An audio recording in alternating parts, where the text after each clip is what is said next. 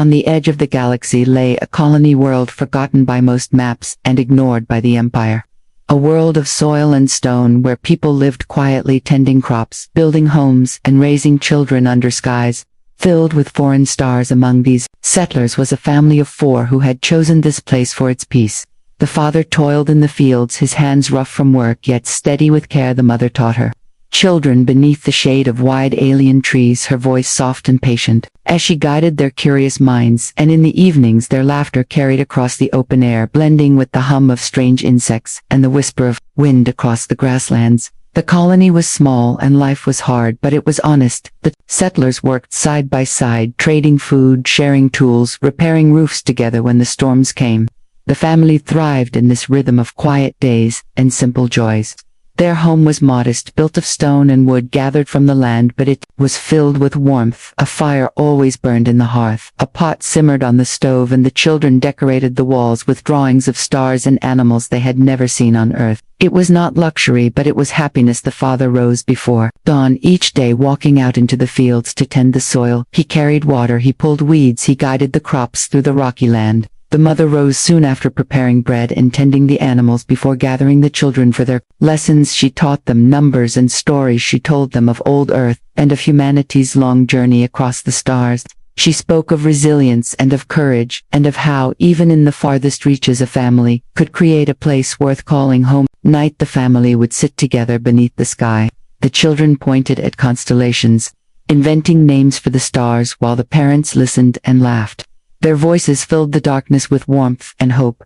They dreamed not of wealth or power, but of a future where their children would inherit peace, where the galaxy would leave them untouched. But there were rumors in the colony, whispers carried by passing traders who stopped for supplies, stories of the Empire pushing deeper into the outer rim, seizing worlds, stripping them bare, conscripting the strong, and discarding the weak. The settlers did not speak of these things aloud, not while their children listened, but the fear lingered in quiet glances between neighbors, fear that one day the peace would end.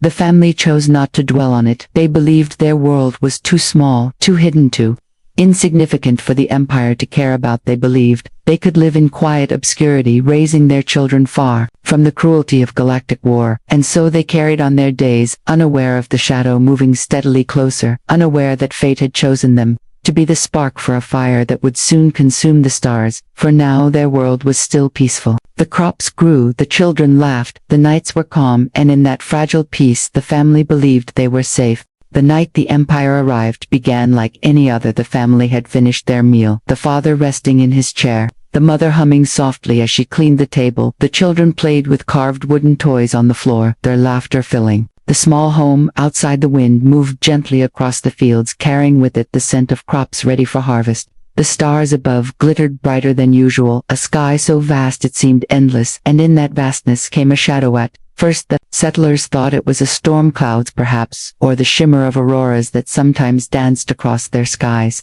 But then the lights appeared, sharp lines of fire descending from the heavens. Ships larger than anything the colony had ever seen tore through the upper atmosphere, leaving trails of smoke and flame. The air trembled with their arrival, the ground shaking as though the planet itself feared what was coming. The children ran to the window, pointing with wide eyes, thinking it was a wonder, a show of light meant for them. The father rose to his feet, his face pale with sudden recognition. He had heard of imperial ships before, whispered rumors from traders, stories of steel giants blotting out the sun. He shouted for the children to step back, pulling them away from the window. His voice was steady, but inside his heart pounded. The first of the ships landed outside the colony, its massive form crushing crops beneath its weight. The sound of metal striking earth echoed across the valley. Doors opened, and from the shadows emerged soldiers in dark armor, their movements cold and precise.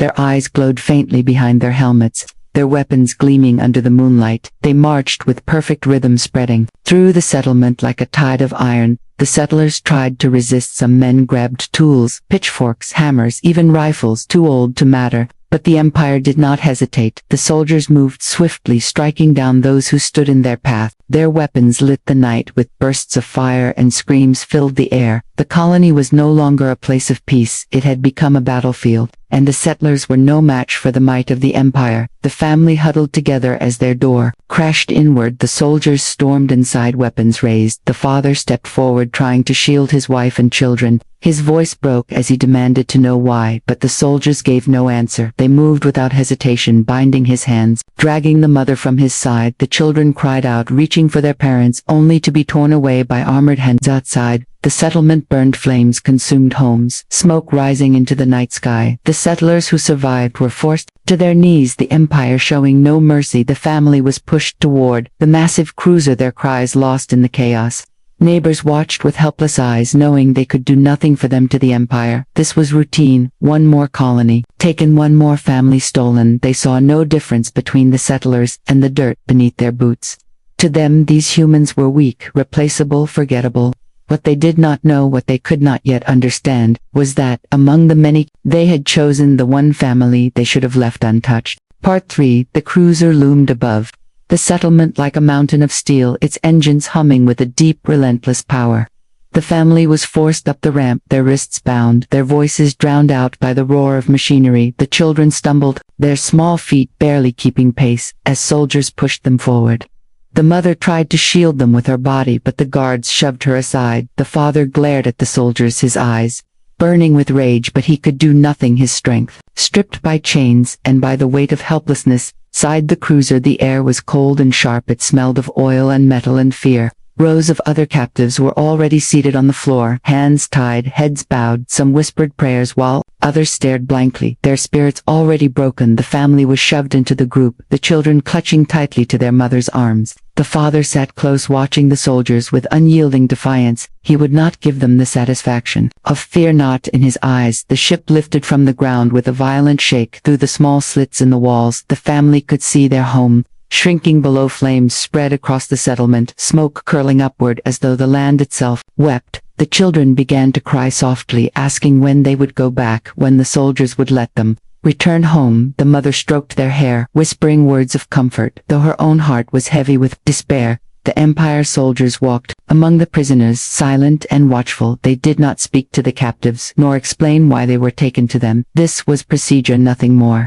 The family was only another line on a list, another piece of cargo to be transported to the Empire core and processed like livestock. Cores stretched into days. The family was given scraps of food and water, never enough to fill the stomach. Their sleep was broken by the constant roar of engines and the heavy footsteps of guards. The father tried to keep his children calm, telling them stories of heroes from Earth, stories of courage and resilience. The mother joined him, weaving tales of hope, reminding them that even in darkness light could still be found. But inside, both parents knew the truth. They had no power here. They were trapped in the grip of a force that ruled the galaxy with fear and steel. They could only endure and wait. Yet in the silence of the cruiser there were whispers among the soldiers. Some glanced at the family, longer than at the others, not with pity but with curiosity. Something about them stirred unease, though no one dared voice it aloud. They did not yet know the name they carried. They did not yet realize whose blood ran in the children whose hands they had bound. And so the cruiser pressed onward, deeper into the void, carrying with it a family the Empire saw as ordinary, unaware that these prisoners were the spark that would awaken a storm so violent it would shake the Empire to its core. The cruiser descended upon a vast imperial station, a floating fortress of steel and fire, orbiting a dying sun. The station stretched for miles in every direction, its surface bristling with weapons, towers and docking bays, large enough to house legions. It was a place where prisoners became numbers and lives were reduced to paperwork. The family was marched down long metallic corridors, their footsteps echoing against walls, lined with glowing panels and armed guards. The father held his head high, refusing to show weakness, though his wrists ached from the tight bindings. The mother walked close to the children, whispering to them to stay silent, to stay calm. Soldiers guided them into a massive hall where rows of captives were herded together like cattle. Above them hung banners of the Empire, blood red and black, symbols of fear and dominance. Machine processed the prisoners one by one. A scanner passed over each person, cataloging them, assigning codes to their names. Faces were stored, voices recorded, and bodies marked with identifications. Some were sent to labor camps, others to scientific facilities. still others to fight as conscripts in wars they did not choose. It was routine, nothing more. The empire had turned suffering into a system efficient and merciless. When the family stepped forward, the machine scanned them quickly. Their identities were recorded with no recognition of significance. The soldiers saw them as nothing more than settlers taken from a minor colony. Humans, unremarkable, unimportant, disposable. They were marked for relocation to a remote holding camp to await further orders. The father clenched his fists as the mark burned against his skin. He had been stripped of choice and dignity, yet his eyes still glared at the officers who passed him by. None of them noticed. None of them realized they had bound the family of a man who had once been a name to shake entire armies. None of them recognized that these children carried the blood of Marcus Canas. They were led away. Whispers once again passed among the guards. A few glanced toward them, as though sensing something out of place. The father stood too tall, too steady for a simple farmer. His eyes burned too fiercely for a man broken by chains. The mother carried herself with quiet strength, her gaze calm but unyielding. Some guards dismissed the thoughts, shaking their heads.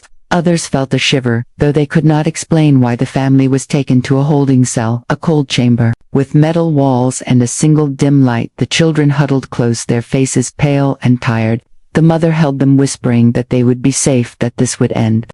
The father sat against the wall, staring at the ceiling in silence. He knew the empire would not keep them safe. He knew only one thing would save them, the storm that would come when their captor learned the truth. Far away on another world, the name Marcus Cain had not been spoken in years, but soon the silence would break, and when it did, the empire would remember why they had once feared him above all others. On a distant world, hidden among asteroid fields and forgotten by imperial charts, a man lived in solitude. His name was Marcus Cain, once the most feared human general to ever walk a battlefield. His legend had spread across star systems, and his name had been etched into the nightmares of both enemy commanders and imperial officers alike. For years his campaigns had broken armies, shattered fleets, and carved victories where no one believed victory was possible. Yet Marcus Cain had disappeared. He had walked away from the fire of war, leaving behind weapons and soldiers, choosing instead the quiet life of exile. His home was simple, carved into the stone cliffs. Overlooking a barren valley, he lived by his own hand, hunting for food, gathering water, and keeping the machines that sustained him in careful repair. To those who might have stumbled upon him, he was only a shadow of a soldier, a man worn by scars both seen and unseen, but within him still burned the mind of a strategist, and the heart of a warrior, a man who had laid down the sword not because he was defeated but because he had chosen peace every night. Marcus Cain sat by a small fire, looking at the stars. He thought of his family, of the laughter of his children, and the gentle voice of his wife. They were his anchor, the only reason he had abandoned the blood-soaked path of conquest. He lived for them in silence, far from the grasp of the empire, trusting that in the quiet corners of the galaxy they would remain safe, untouched by the cruelty of war. But silence does not last forever. A ship landed on his world one morning, a small freighter carrying traders who had lost their route. They came seeking fuel, and Cain offered them aid. He spoke little, yet listened closely as they exchanged stories from across the outer rim, stories of colonies burning, of imperial ships moving in greater numbers, of entire villages taken and never seen again. And among their words Cain heard the name of the very world where his family lived. At first he told himself it was coincidence. He told himself the traders must have been mistaken. But when he pressed them, their details were too clear, too precise. The description of the colony, the mention of the ships, the sight of families dragged into the darkness. Marcus Cain knew the truth. His hands trembled, his breath deepened. The quiet life he had built cracked apart in that single moment. The traders left, unaware of the storm they had awakened. Cain stood alone in the valley, staring at the sky, his eyes hardened, the softness of exile stripped away.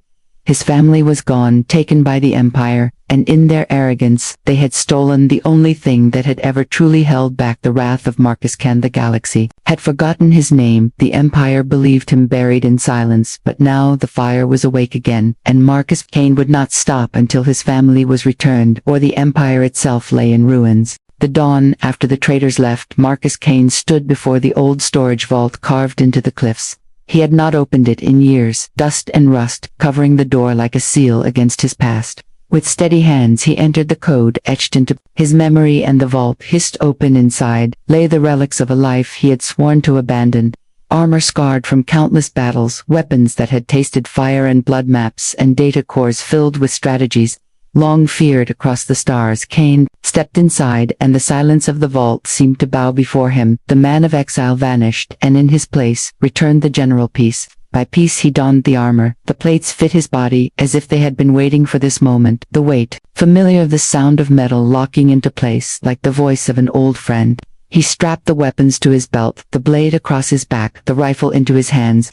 His reflection in the steel showed not a hermit but the ruthless commander, who once bent the tides of war. His eyes burned with resolve, harder, sharper than before, for now he fought not for conquest, not for glory, but for his family. Cain powered up the old dropship hidden deep within the canyon. The engines roared to life, shaking dust from the stone walls. Lights flickered across the console systems, long dormant, sparking awake. He had built this vessel in secret long ago, a last link to the wars of his past. Now it would carry him once more into the storm. He fed the ship coordinates to the nearest Imperial outpost, for he would need information, and he would carve it from the Empire itself. The outpost floated above a mining world, a fortress of steel and guns, but small compared to the great stations Cain had once faced. He descended upon it without hesitation. The dropship cut through the void, its guns blazing. As he struck before the Empire even realized an attack had come, explosions rippled across the docking bay, fire tearing through ranks of soldiers. Cain emerged from the smoke like a phantom, his rifle spitting death, his blade cleaving through armored foes. No hesitation, no mercy. Every step was calculated, every strike a reminder of why his name had once been etched in. The outpost fell into chaos. Sirens blared, soldiers scrambled, but none could hold against him. He cut through defenses, reached the command deck, and dragged the officer to the floor. The man trembled before him, stammering for mercy. Cain spoke with a voice like stone, demanding to know where the prisoners from the colony had been taken. The officer broke quickly, revealing the route of the transport ships and the codes to track them. Cain left him alive, not out of mercy, but as a message carved into fear. As Cain departed, the outpost burned behind him. Imperial channels screamed with warnings of a single attacker, a phantom cloaked in steel. A name whispered. Across comes a name not spoken in years. Marcus Ken. The Empire had taken his family. The Empire had awakened his wrath, and now the galaxy would tremble once more. News of the outpost slaughter spread across the Empire within hours.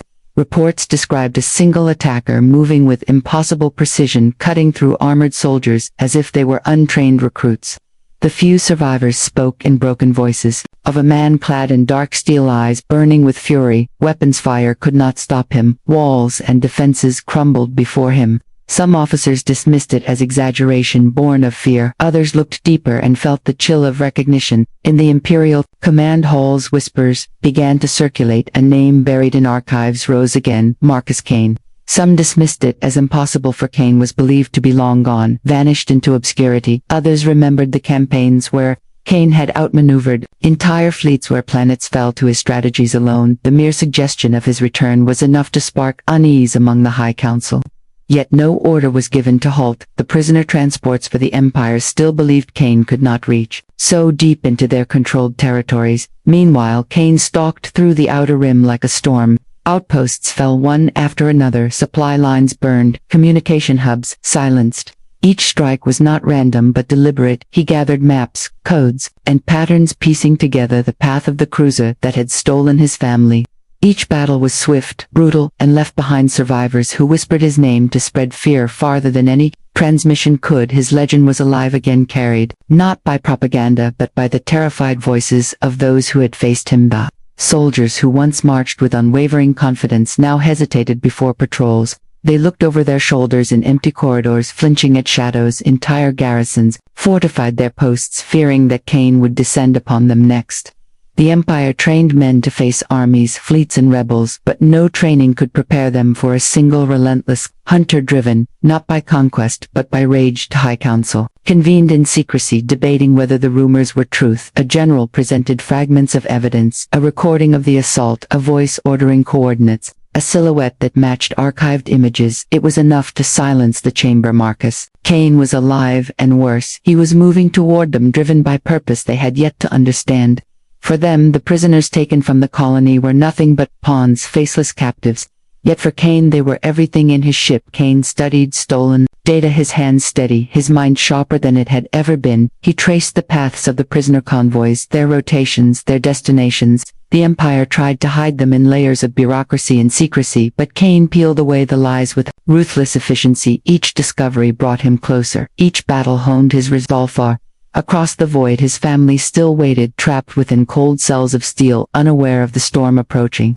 Some soldiers guarding them whispered that something felt wrong, that their prisoners carried an aura different from the rest. None realized who they were, none understood the shadow drawing nearer. And so the galaxy began to tremble. The Empire had taken what it should have feared most, and Kane was coming to take it back. The Imperial station hung in orbit above a fractured moon, its silhouette blotting out the stars, a fortress of steel and fire larger than any Kane had faced since his campaigns. It was designed to crush rebellions before they could take root. Entire fleets could dock within its bays, entire legions trained in its halls. And within its cold walls the prisoners from the colony waited, among them the family of Marcus Kane, unaware that salvation and destruction both drew nearer with every passing hour. The Empire had grown restless, the High Council had confirmed his name, and now generals argued across encrypted channels.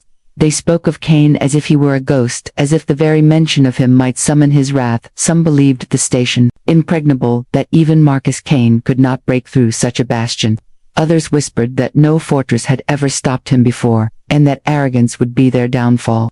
Still, they prepared a trap. Fleets gathered, reinforcements moved, and every soldier was ordered to hold position to await the hunter inside the cells. The family endured endless days, the children huddled together, cold and hungry, the mother whispering soft words to calm them. The father still kept his head high, his eyes sharp, though he felt the weight of chains cut into his wrists. He sensed the tension in the air. Soldiers moved differently around the prison now, more cautious, more watchful. Whispers of a name passed through the guards, though none dared explain. Its echo carried a strange mix of fear and respect, though the family could not yet understand why. Marcus Kane sat in his ship, staring at the station through the viewport. His eyes measured every line, every turret, every rotation of patrol ships. He remembered countless sieges, remembered how fortresses always believed themselves eternal until they met him. He did not see steel and guns, he saw flaws, cracks in defenses waiting to be pried open. He would not rush, for impatience was the weapon of fools. He would strike when the station believed itself untouchable. He replayed recordings stolen from outposts, his mind assembling every detail. Transport schedules, power grids, guard rotations. He moved the pieces like a grand strategist, weaving a plan that would sow chaos from within. He knew the Empire expected him. They had laid their trap with fleets and soldiers and commanders waiting to claim the glory of ending his legend.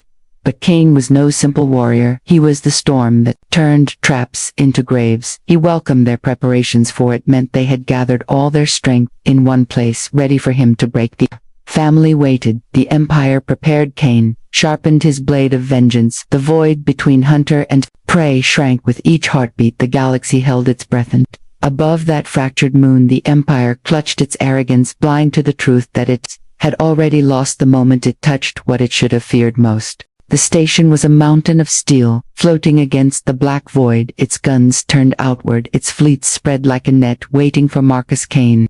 Yet the general did not come as a roaring wave. He came as a shadow slipping through the cracks. He had studied with relentless patience. His ship moved between patrols, cloaked by the debris of the fractured moon. He guided it with the precision of a surgeon cutting into the belly of the beast. Unseen, unheard, until it was far too late. The first explosion tore through the power conduits. Deep inside the station, lights flickered, alarms wailed, soldiers scrambled. Kane had planted charges as he moved through the lower decks. His blade and rifles sang through corridors, guards falling before they could even raise their weapons. He moved with unstoppable purpose, every strike aimed not at glory, but at the path to his family. Chaos spread across the station, commanders shouting orders, fleets outside rushing to form ranks, yet inside their fortress was crumbling under the weight of one man.